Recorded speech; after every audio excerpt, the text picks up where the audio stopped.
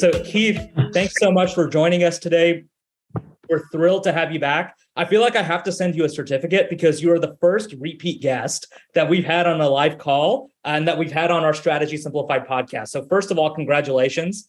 Biggest honor of your career, I know. But for those of our community who may not be familiar with you, can you just share a little bit about who you are and why you're here today?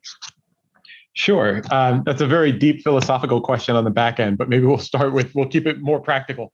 First of all, good afternoon, good morning, good evening, depending on where people are in the world. I see a lot of people online. My name is Keith Bevans. I'm a partner in Bain's Chicago office. And as Naaman said, I lead global consultant recruiting for Bain. Just background-wise, you can see a lot about my background, sort of frankly, on LinkedIn, but I have 2 engineering degrees from MIT in electrical engineering. Somewhere along the way, I decided that I'd be a better fit for running an engineering company than being an engineer. And so I was looking to go the business route and ended up joining Bain after my master's degree. I did 4 years at Bain and then went back to Harvard for my business degree and rejoined Bain in 2002. We just had our 20th reunion at HBS. In 2008, I was promoted to partner. And then in 2013, I left the partnership and left the client side of the business to head up global consultant recruiting for the firm. So everyone at the consultant level, which is the post-MBA level, but includes PhDs, it includes working professionals, and a lot of other parts of Bain's talent acquisition engine, I support through my servant leadership role at Bain. Outside of work, I like to say sort of beyond LinkedIn, I have 2 boys, both in college now. One is a rising senior, also an engineer like both of his parents, and the other one is probably going to major in economics as a rising sophomore. And my wife and I have been married for 24 years. I'm in Chicago for the last 26 years since I joined Bain, but born and raised in the Jersey Shore, which I didn't claim for a long time. I used to say in the middle by the water, but it's back and I'm going to claim it. And I'm from the Jersey Shore and I'm proud. It's in vogue again. Exactly. I love it, Keith. So you've just done a few things throughout your career. That's it. So I took one job and never left. Yeah. So I'm going to make a statement here, Keith. It's going to be broad. We're going to take a 30,000 foot view of the industry in Bain first, and then we'll double click into a few things. I'm going to make a statement, just ask you to respond to it. Okay, so let's have it. The state of the consulting industry, ? Go. Very robust, very strong. We are very optimistic about the industry. I think like a lot of things, technology, innovation, disruption, data availability, data analytic capability, and just information sharing, information overload has transformed the industry in a lot of ways. You know, even I think people tend to think about that over the last maybe 2 or 3 years. My gosh, you know, the pandemic and all this other stuff has changed things. But if I look over the longer arc of my career, back at the beginning, the challenge was finding the data. If you could find the data, you were the hero. You know, there was no Google when I started, right? And so in some ways, it was finding a needle in a haystack. And for the last decade or so, it's definitely been finding the right needle in a stack of needles. Because in under a second, Google will return 10,000 results for what I was looking for. I have to find out which one is right.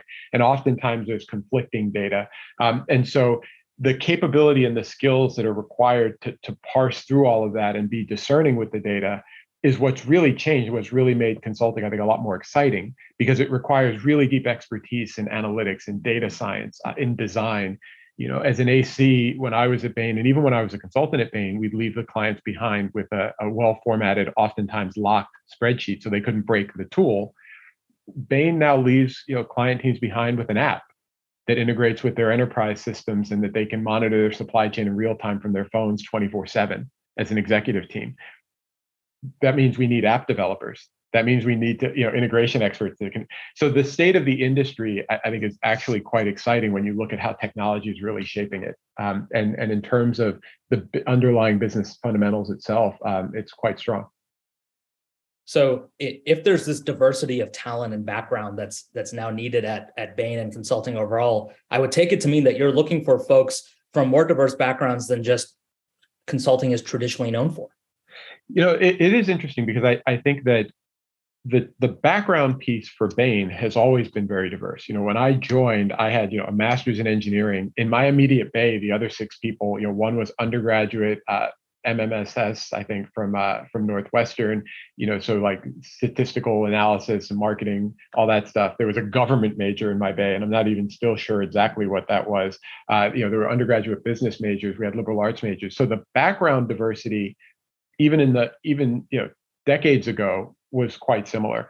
I think what's different now is the diversity of backgrounds is also leading to a diversity of roles, because you can have an MBA and want to be a consultant at Bain, which is great, but you might have an MBA and want to work on our M&A team.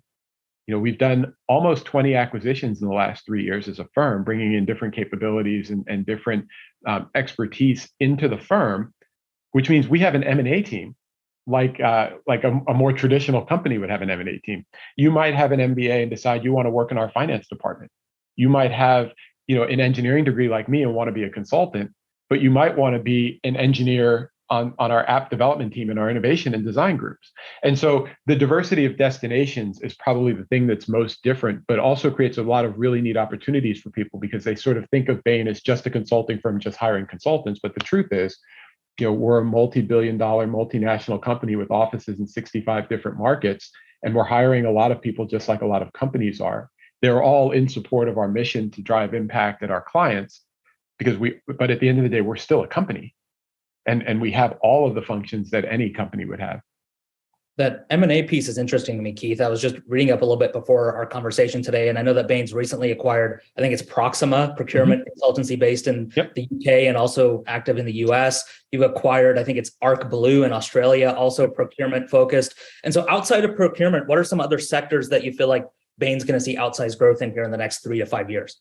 Yeah, there's the businesses we've looked over the last couple of cycles, and I'll say cycles because we could say monthly, quarterly, annually. The business is actually growing in all dimensions, which I think most people hear that and they go, "No, seriously, which one do I want to put on my resume? Because that's where you're hiring." And the truth is that in every geography, in every one of our practice areas, so industry areas and capability areas, so you have one way to divide up the world on the consulting side is to say, well, what industry are you affiliated with? But there's also capability.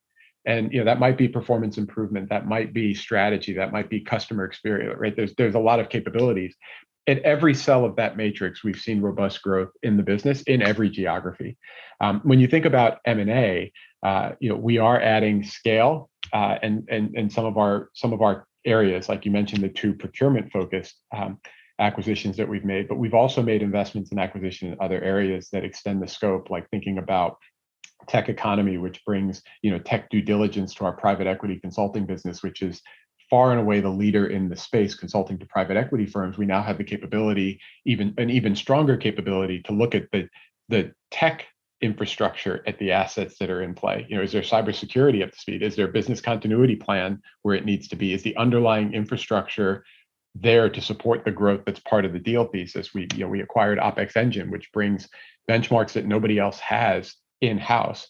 We acquired Spike down in South America, which brings deep analytics capability in specific areas into house as well. So we're seeing a lot of really exciting growth. But what that means is for Bain, you're not just looking at the traditional core consulting skill set, pure strategy. That might be your focus as a consultant, but you're getting a lot of exposure to best-in-class capabilities in all of these other areas when you work at Bain, which is also really neat. They're not like way over there and you hear about them. They're actually a lot of times integrated onto our case teams, which is really neat. That's really exciting. It seems like the pandemic's been a catalyst for this M&A activity. What else has changed over the last 3-ish years, just as far as how Bain operates and what's new at the firm that folks may not really know about? Yeah, so it's funny you say that. I'm taking this call from my old stomping grounds in Boston at a hotel that I used to be at monthly, and this is my first time here in 2.5 years. So what's changed is I'm back on a plane a little bit, just for first trip internally. But over the last 3 years, I would say that we were already on a path to using technology to enable, and I'll talk about it from a recruiting perspective. But we were already on a path to using technology to drive some of the knowledge sharing, connectivity, and information sharing, relationship building with the audience that's out there interested in working at Bain anywhere in the world. We were already on that path. Organizations like Management Consulted, but all of the online forums, make information available earlier as soon as people want it. In the past, you wouldn't know much about any company until they came to the career day on campus and gave you, a punishing PowerPoint presentation for an hour. And now we're finding, and we were finding before COVID, that people were getting admitted to business school in March and reaching out to us on LinkedIn in April to hear what we did and what we were about. And so right now we're actually in the middle of a program we call Experience Bain, which is for incoming MBA students to learn about what we do. And we do a lot more programming earlier. And I say that COVID has helped in a weird way, because it's given us more permission to do things online, which allows the information sharing to just grow exponentially. And so that when we are in person and we do come to campus and we do coffee chats or other events that we're doing, we can focus on sort of the second and third order questions. We don't have to get into what is consulting and what practice areas do you have and where are your offices.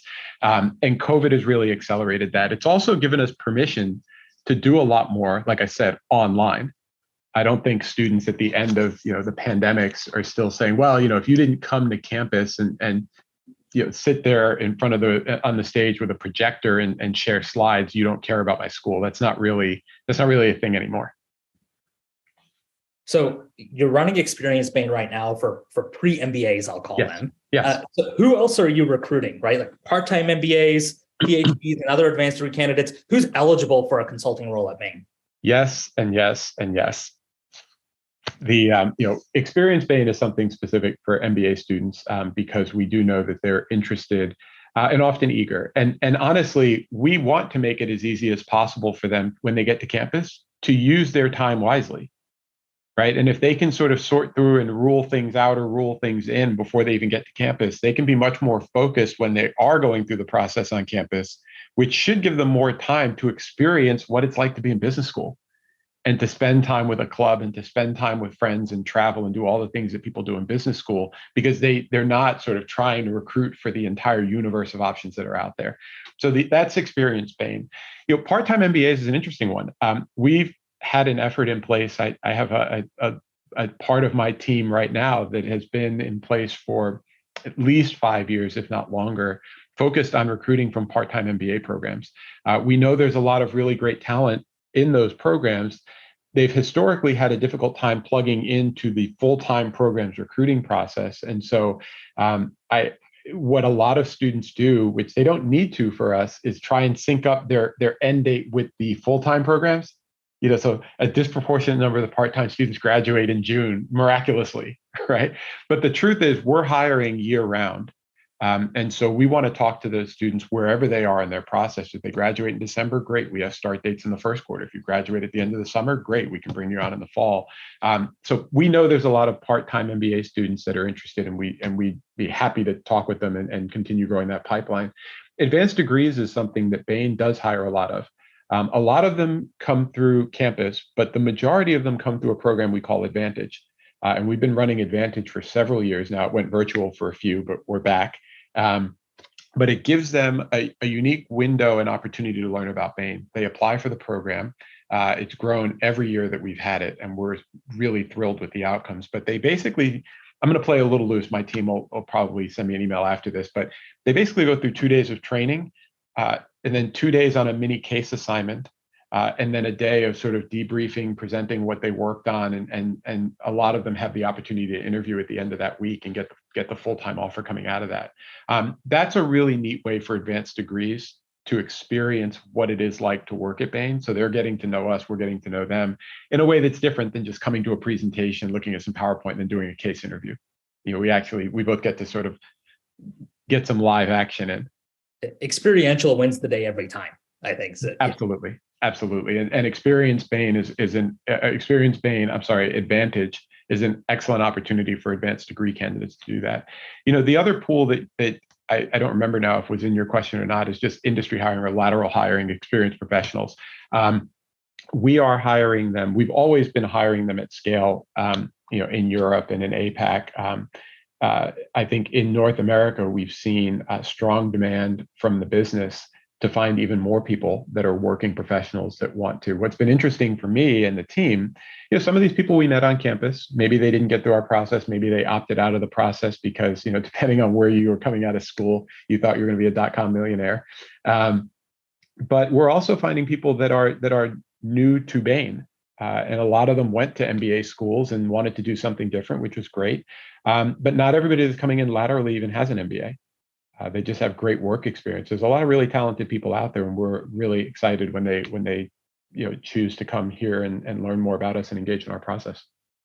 Keith, you're busting a lot of myths right now, which I love. I know. You get hundreds of emails a week asking us that same question, but now it's not me telling you; it's the head of global consultant recruiting who's telling you the same things. So. They debate this with me on the Reddit forums, and I'm like, no, seriously, I would know. If anyone would, right? Right, you would think. So I don't want to get you in trouble with your team, Keith, but I do have to ask you, okay. Right? So you said the state of the industry strong. It seems like Bain is growing right up and to the right. Does that mean that we're going to see more robust hiring this year than we've ever seen before? Can you talk to us a little bit about your hiring targets and just what those look like? Yeah, so it is interesting because I think people, there are several industries where, depending on the economy, things tighten up really quick, right? And so they're sort of, I don't think everybody realizes, Dow Jones is 30 stocks, but the Dow Jones plummets and everybody thinks, oh my goodness, I'm going to lose the offer that I have. That's not how it works. So I think for people that are new to the industry, we're a strategy firm. We're thinking about things on a multi-year basis, right? And I've now been here, depending on where we go this year, it'll be my third or fourth, major economic downturn. I was here for the .com bust, the housing bust, the last financial crisis, COVID. And every time we've had a downturn that was sort of catastrophic, our business has come back stronger on the back end of that than it was heading into it. And our business has been strong the entire time I've been here, right? What that means, though, is that when you come out of those downturns, you actually need capacity to do that. And with all due respect to other industries, these aren't the types of roles where I can just say, we need people tomorrow, get them in here because we have a team for them next week, right? They actually have to be experienced. They have to know what they're doing. So, and a little bit, I like to sort of joke around a little bit and use like a high school metaphor, like I have first-year consultants, but I need second-year consultants on the team, and I need third-year consultants or managers on that team. And so just because 1 year might be down a little bit, I can't have a high school with no second-year students in it. So when you think about things more strategically, let's say we're a strategy firm, right? We tend to hire through the downturn because we're thinking about what it'll look like in the longer term and what we'll need in the future when the immediate crisis ends. So to answer your question directly, yes, we will see more hiring this year than we've ever seen. In fact, it will probably accelerate even over what it's been during my tenure and 9 years into this role. Our hiring needs are stronger than I've ever seen them. And that includes beyond just the associate consultant and consultant roles. If you have a background in any of those areas, whether it's data science, innovation, if you have an interest in some of our business function roles, there's an awesome team here that wants to talk to you about that as well. But we will go to campus. Once again, I say it every year. It's funny you said people don't believe. We have our largest intern class that we've had at Bain ever, again this year. And our full-time class this year will be Bain's largest full-time class. And that's what we're planning for next year as well. I love it. You're just busting myths all over the place. It's great. Yeah, it's great. But there's a lot of really great people out there. And I hope that is encouraging because I do think that some people opt out. It is a competitive process. And you do have to prepare, and you do have to invest in the process, but we're only limited by the number of great people we can find. Absolutely. Yeah. So my spin on what Keith just said is it seems like consultant hiring, at least at Bain, is somewhat recession proof. So it is, during recessions, and I'll speak for us, I won't speak for other consulting firms and other businesses, but the nature of the work might change a little bit. And I also don't know that everybody who's relatively new to the industry thinks about it that way. But when the business is booming, then you have to be smart about where you invest your capital and where you grow and whether or not it's a good time to launch a new product. But when times get tough and you need to pull back, you need to think about what are the acceptable sacrifices to make without mortgaging the long-term future of the business. Both of those are very strategic questions that you can use outside help on. One is because things are so great, you don't know where to go. And other things are, things are so tough, but you're not sure what to slow down on. And so in some ways it is recession proof, but the nature of the work changes, but the demand for Bain doesn't. Absolutely. Bear market or bull, there's a use case for consultant. Right. Yeah, right. absolutely.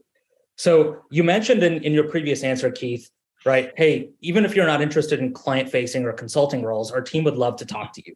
So can you talk to us a little bit about the non-consulting roles that are available at Bain and what those look like and who's eligible?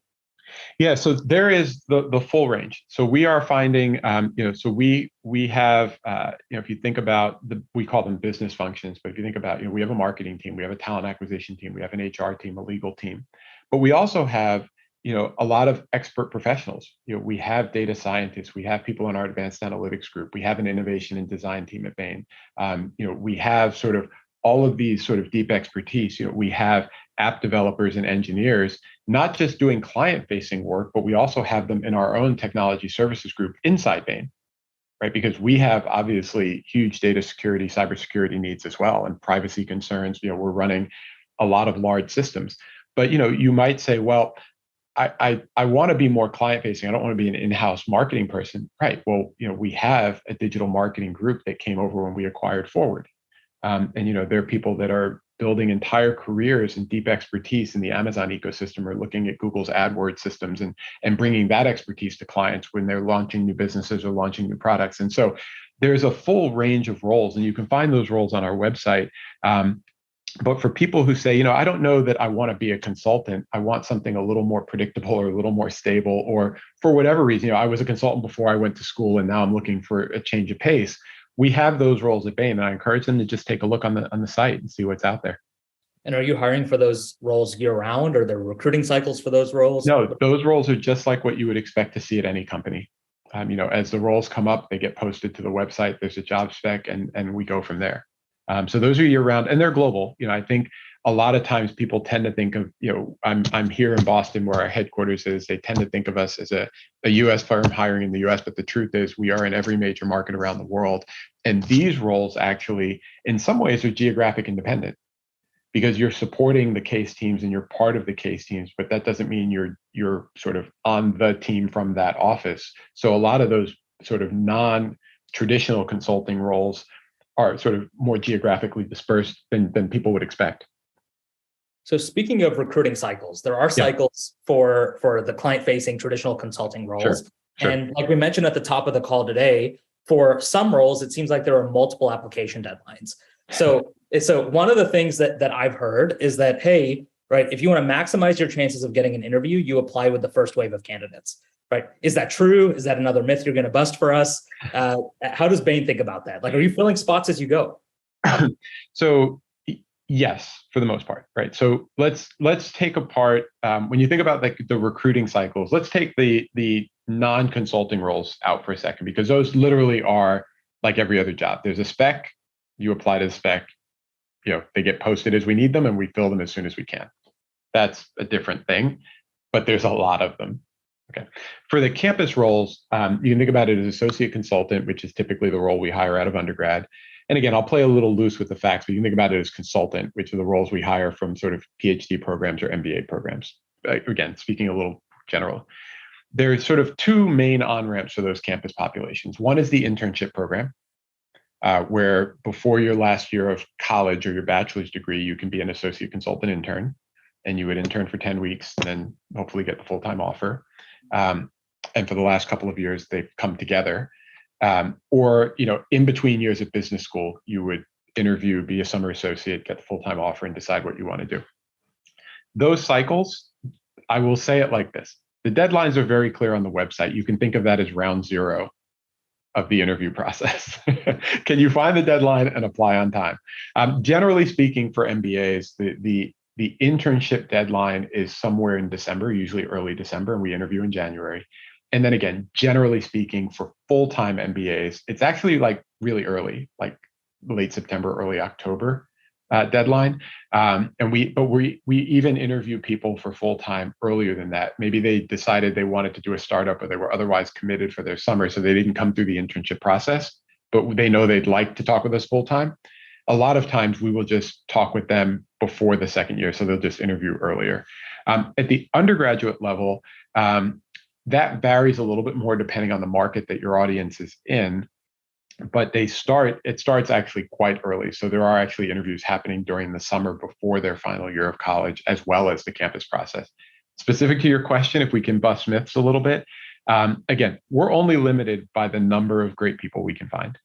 I think people sort of say, "Well, I'll apply." It's depending on the news cycle and the rumor mill online on the online forums. If you apply earlier, there's more spots, so you're more likely. But you're also less prepared because we might be your first case interview. But if you apply later, you're going to be a case pro, and it doesn't matter.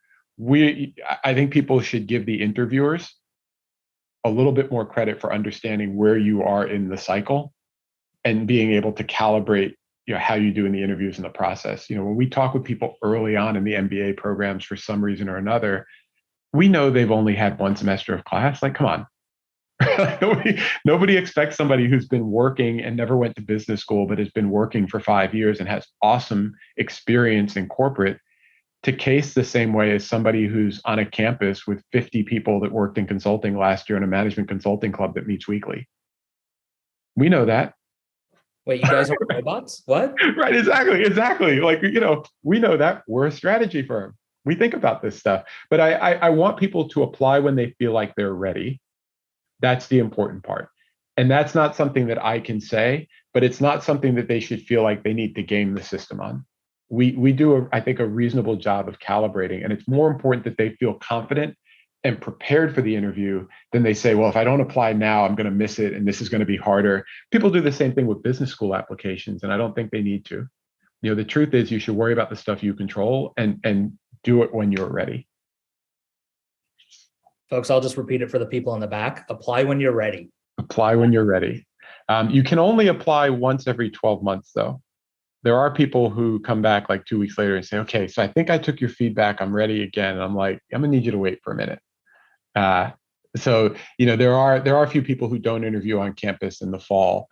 We do see a handful of them come back in the spring and say, hey, situations change. And depending on the rationale, we'll talk with them as well. So, okay, Keith, let's say I'm going to transition a little bit from application to interview. Sure. So let's say I make it through the rigorous screening and application process, right? I'm like, hey, I've got a first round interview at Bain. This year, what can I expect, right? Virtual interviews, on-site interviews, right? What's coming down the pike at me? So it's a great question. Well, one of the things that we're really proud of that we announced a couple of months ago, I think, that we were the first consulting firm to be carbon negative. And so we are also thinking of last year. So we are thinking about our carbon footprint. And it turns out flying hundreds of people, thousands of people around the world to talk with us for 40 minutes at a time is not necessarily environmentally responsible. You don't say. Right. It's almost like we have, greater goals than just what's immediately in front of us. But kidding aside, this year, definitely in North America, we're still working it out on some of the other markets globally, North and South America. We're going to be flight free in the first round interviews. So I wouldn't say virtual because, of course, I live in Chicago. I live a mile from Booth. It's 4 miles from the office. We can do it on Zoom, but it's not a big deal for you to come downtown. However, we probably wouldn't fly somebody from the East Coast to the West Coast for 90 minutes of interviews. So we're going to try and be flight free this year, but that might mean in person for some and virtual for others. But again, after 2 years, I think we know how to do virtual interviews, and I think people know how to engage virtually in a way that's fine. So typically you would expect, depending on whether or not it's first and final round or it's 2 rounds of interviews, for first and final, it's going to be 3 interviews. 2 of them will probably be cases. 1 of them will be an experience interview. And we're really just talking about your resume and your background. We want to hear sort of what makes you tick, what things you're proud of, what accomplishments you had, what particular challenges you had that you had to overcome, so we can get a sense of how you operate. In the 2-round format, it's usually 2 first-round cases and then 3 interviews in the second round. Again, 1 of them is an experience interview and 2 of them are cases. The first round isn't harder than the second, or the second round's not harder than the first round.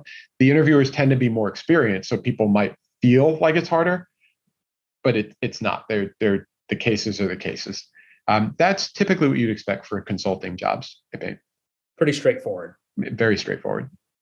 So you're flight free for recruiting, but obviously you're in Boston right now. Yes. And so what is Bain doing with this, hybrid work model that we've been reading and hearing so much about, right? Yeah. Is that just par for the course now at Bain, right? Is travel a requirement for client facing roles? What's expected once I join the firm? So one thing that I think is important for people to understand is we've always had a home office model at Bain that we're really proud of. I didn't say local office model. I said home office model, right? I am a 2 million miler tag on my luggage. I have been on the plane plenty. But what it means is that at Bain, you join an office I'm speaking for consulting staff, but when you join Bain, you join an office. Whenever possible, and I was a staffing manager in our office, whenever possible, we will staff the team out of the office, right? So you're a Chicago consultant. You're going to work with a senior manager and associate consultants and other consultants that are from Chicago. Now, that might mean that you're getting on a plane with your Chicago team and flying all over the place like consultants can do sometimes. But what that means and has always meant for us is that we travel when we need to be at the client. Because if there's no meetings on Thursday, we can fly back Wednesday night because we can have the case team meeting in the Chicago office because we're all from the same office. And that's like one of those things with our home office model I don't think people realize. But when you sort of pick and choose people from different offices like some other firms do, the only common place that they have is the client.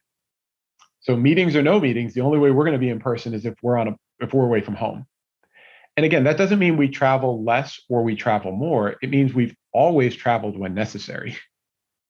I've had the 4-day-a-week travel case, and I've had the case where I never really had to go to the client. COVID hasn't changed that.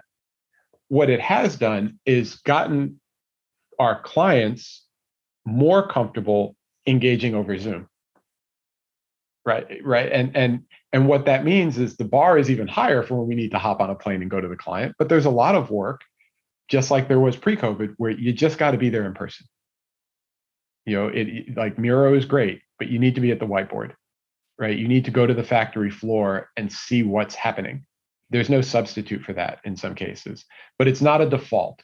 But I think clients have gotten more comfortable using technology. And one of the benefits of the last couple of years, there are few, but one of them is that I think people have gotten more comfortable operating in a virtual environment, have gotten more comfortable using Zoom and some of the other tools that are out there to engage. And there's now sort of a generation of people coming off campus that can frankly navigate that hybrid world better than a lot of us that have been working for a long time. Because I watched my sons do it in college with, checking every Sunday night, are we in person tomorrow or are we online tomorrow? Right? Do I need to be there live or is it going to be recorded? And that wasn't a thing a couple of years ago. And so there's now this like huge energy of people coming in that can navigate that world. And they're actually teaching some of us about how to do it effectively, which is really awesome. So I wouldn't overlook the skill set that people have, even though they were in kind of a weird 2-year experiment when they were in school. Some of that stuff is going to stay and they're going to be better at it and more comfortable with it than a lot of us. It's really neat. Absolutely. So how does that play into Bain's broader employee wellness initiatives, right? That's been top of mind for many companies, and I'm sure Bain as well. How are you leading the way in the industry in this particular area? Yeah. So look, one of our operating principles, literally says a Bainey never lets another Bainey fail. Said another way, we actually care about each other. Beyond just what you can bring to my team, I actually care about you as a person and as a human being first. And that's always been first and foremost in Bain. And it's part of who we are as a firm. I'm going to make a shameless plug for another podcast, Beyond the Bio, which is where I spend my time when I'm also on my own podcast. In a recent episode, we're doing a series right now on employee wellness. It's a four-part series. Part 2 was with Mackenzie Morrison, who's one of the leaders in an initiative that we call BEST, and it's Balance, Energize, Successful Teams. That is sort of the umbrella brand that we use for all of our employee wellness efforts.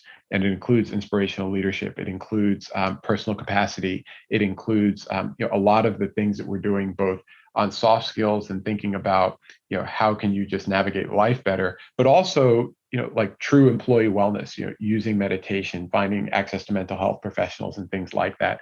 I bring up that podcast episode because Mackenzie gets into detail in that in a way that she will be upset if I butcher all of what she said on there, because she is clearly an expert in it. And I would encourage people to go back, and maybe in the show notes you could just include a link to it, because it really does explain it.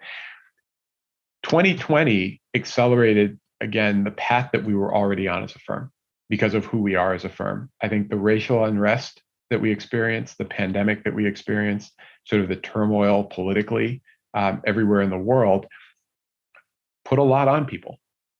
And one of the things that we accelerated, I just referred to it a second ago, was our personal capacity training. We had been rolling out this program that we call personal capacity at Bain. And Mackenzie sort of took that and doubled down on it and sort of accelerated, what probably would have been a 2-year timeline, and said, let's hit go now, because people are really, really struggling. And one of the things that personally, like at the highest level, it focuses on 4 pillars: centeredness, physiological well-being, psychological well-being, and then practicality. I was one of the personal capacity trainers in Chicago, and one of the things that I thought was amazing was we were actually talking about, like, are you getting enough sleep, and are you getting enough exercise? Are you eating well? At work. And I was like, wow, I can't remember, like, why are we talking about this at work? And it was because in order to be like your best self, you actually have to take care of your physical and psychological and emotional self, not just sit through another training on how to be a better analyst. And Bain has a lot of programs and support in place to do that. So I think during the pandemic, we really accelerated that.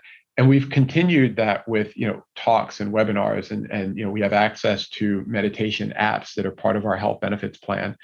There's a lot of things that we're doing to really support people as they navigate things that are really tricky, both with themselves and with their loved ones. I love that. Keith, I've saved my hardest hitting question for you for last. Okay, lay it on do it. a couple of fun questions. Let's have it. Get ready here. Okay. So one of the biggest, stories in the news and what's been affecting everyone personally has just been inflation. And so, right, with this inflationary environment we find ourselves in, especially in the US, how is that going to impact, starting salaries at Bain for folks that are getting offers this year? Any tea you want to spill regarding salaries, and if there are, raises coming? Yeah. So what I would say is consulting is a very lucrative field to be in. And working at Bain & Company is typically one of the more lucrative options that people can consider coming out of school. We deliver tremendous results to our clients because we bring great people and great teams to solve their toughest problems. Hiring great people means you need to pay like you're hiring the best people out there. And we try and do that across the company as best we can. But without foreshadowing and putting numbers on the table, nice try, I will say that we will continue to be one of the leading compensation employers that people have when they're coming out of school looking to get into consulting. That's always been the case, and that's not going to be different next year. Okay. Keith, you've got a future in politics if you want it. At least I didn't go on a 20-minute rant that was totally off topic. That's true. That's right. I do have to give you credit there. But, to be fair to you, Bain does pay incredibly competitive salaries, fantastic benefits package. And, we don't expect that to change anytime. Yeah, actually, if you want to tie the two together, one of the things that we doubled down on and expanded during COVID was actually the ergonomic benefit that we provide people. So, people that join Bain, in I think just about every role, get a home tech package so that they can set up their home space with, a proper monitor, proper keyboard, so that they can work from home. But it extended during COVID to, actually we call it like an erg package, an ergonomics package. But, we have relations with a couple of vendors so they can get a proper chair or proper lighting and things like that. Like we're actually thinking about, like, how are people getting their work done? And it's beyond supporting them. Like, I get it, you're sick, you need some time off, but like really supporting them, like, are you thriving? Right? I don't need you to keep you like just operating on the edge. I want you to thrive. And we realized, especially when we went completely remote in 2020, that not everybody's situation was set up for that. Yes, they had high speed at home, but not for 5 days a week working at home. They had it for like log in the evening and do a few things from home. And so, that's where the benefits and the compensation that we're thinking about fits with, what's changed during the pandemic under the umbrella of, are we doing right by our people? That's why we're the best place to work, because it's something that's very important to us. Amazing. Amazing. Well, Keith, I want to ask you a couple personal questions Uh-oh. just to get to know you a little bit better. And so Okay. our community can get to know you a little bit better. So, what's the favorite book you're reading right now or a show you're streaming, right? You were just on a plane to Boston. You had to have been watching something, anything that's been capturing your attention. So I'm a little bit of so I can only read one book at a time. So aside from my sort of daily devotions, I'm not one of those people who can have like 6 books in progress. I don't work like that. And I have to have paper because I write people think I'm in school, but I have to write when I read. Right now I'm reading Bury My Heart at Wounded Knee, which is about I'll say the tragedy of the relationship the U.S. government had with Native Americans during the sort of revolutionary period and beyond. And it's just an area that was of interest to me. And I figured I don't need to speculate. I listened to the This Land podcast a couple months ago, which was awesome. Probably get a new episode after the Supreme Court ruling, I think yesterday or last week on Oklahoma. And it just piqued an interest in learning a little bit more about it. And so rather than just rely on Twitter, I went and bought a book and actually am reading about it. Next up on my list is a book on Paul Laurence Dunbar, written by a good friend of mine, Gene Jarrett. Shout out to Gene. But he wrote a book on Paul Laurence Dunbar. It's the definitive biography on Paul Laurence Dunbar. It's really long, and I gave him a hard time because it has no pictures in it. But I think I will probably go there next. We'll see. Okay, well, I've got a couple new books to add to my list now, and I think that's just a good rule for all of us to follow. Right, get your information from books before you go to Twitter. I like that. Yeah, and then tweet about it. Yeah, and then you could tweet informed tweets. Yeah, exactly. So when you joined us, it's been a couple of years now. One of the things we talked about is your love of donuts. So have you discovered a new favorite donut spot since the last time we spoke? New favorite style, flavor, et cetera, or have you stayed consistent in your taste for the donuts? I wouldn't say that I have a love of donuts. I will willingly try when they're in front of me. I got a hard time from somebody on the team this morning because on the way to a meeting that I was at offsite here in Boston, I stopped in Dunkin' Donuts, and I got I like the black coffee and a glazed donut. When in Rome. But you got to do what you got to do. I would say that I'm eating considerably more healthy. So if anyone was concerned about me last time, we're on the up and up. I love it. Hey, well, Keith, thanks so much for joining us.